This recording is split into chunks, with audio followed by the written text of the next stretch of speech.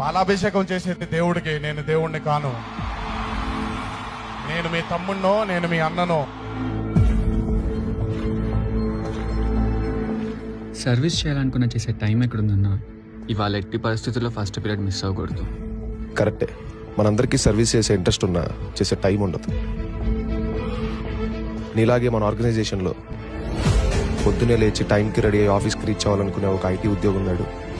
రోజంతా కష్టపడితే గానీ కుటుంబం ముందుకెళ్ళదనుకునే ఒక చిరు వ్యాపారం ఉన్నాడు. రెక్కాడితే గానీ డొక్కాడిని ఒక రోజువారీ కూలీ ఉన్నాడు.